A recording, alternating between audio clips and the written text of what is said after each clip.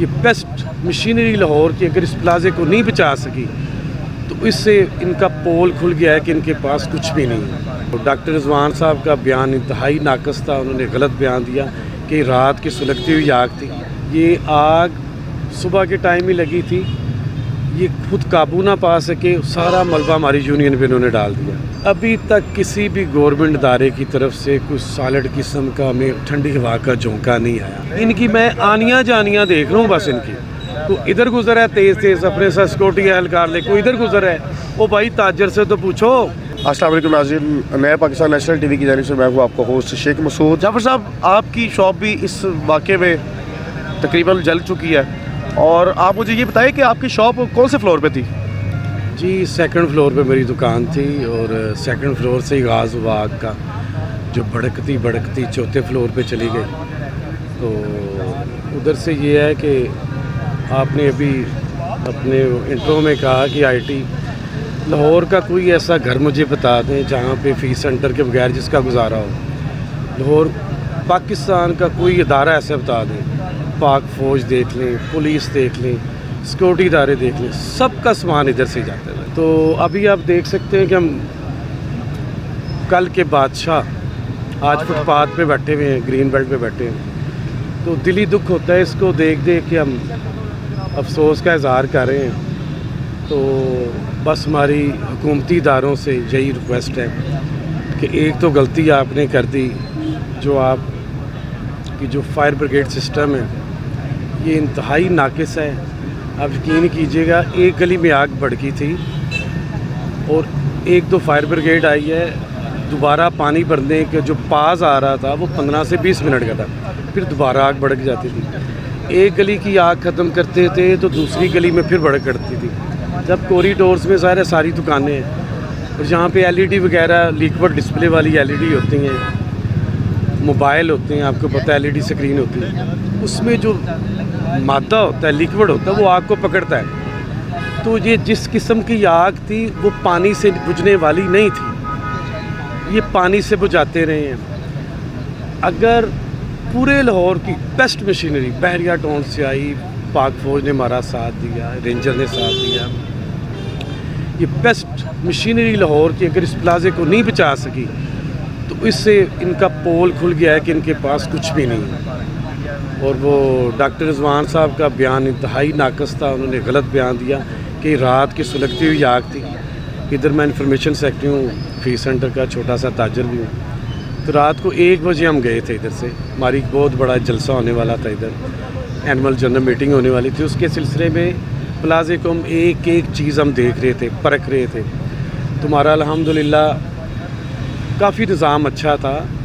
یہ آگ صبح کے ٹائم ہی لگی تھی، یہ خود قابو نہ پا سکے، سارا ملبہ ہماری یونین پہ انہوں نے ڈال دیا۔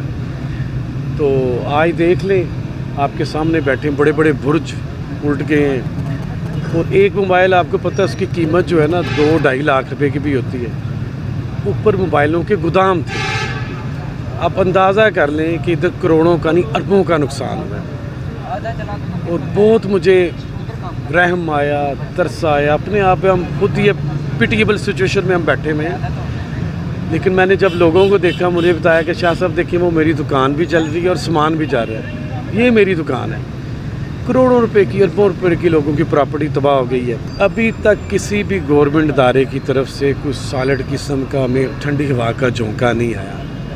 دیکھیے ادھر ہم نے اپنی عمر بتائی ہے، پوری عمر بتائی ہے ہم نے۔ پلازا ہمارا اصلی گھر ہے، گھر تو ہم صرف سونے جاتے ہیں، جو ہمارا گھر بیوی بچوں والوں تو ایک قسم کا ہوٹل ہے ہمارے لیے، ادھر ہم رہائش پذیر ہیں، صرف سونے کے لیے جاتے ہیں۔ سر، آپ کا کتنا لاس ہوا اس جگہ پہ؟ ہمارا کم از کم تقریباً 18 سے 20 لاکھ کے درمیان میں ہوا۔ آگ تو لگی، آگ نے بیڑا گرک کر دیا پلازے کا، سارا خراب ہو گیا کام۔ آگ کے بعد جو پانی نے نقصان دیا نا، وہ مرحل میں آگ سے زیادہ پانی کا نقصان تھا۔ بیسیکلی پانی جہاں سے آگ سے چیزیں بچیں گوداموں میں، تو ادھر پانی نے ستیہ ناش وہاں پہ کر دیا سارا۔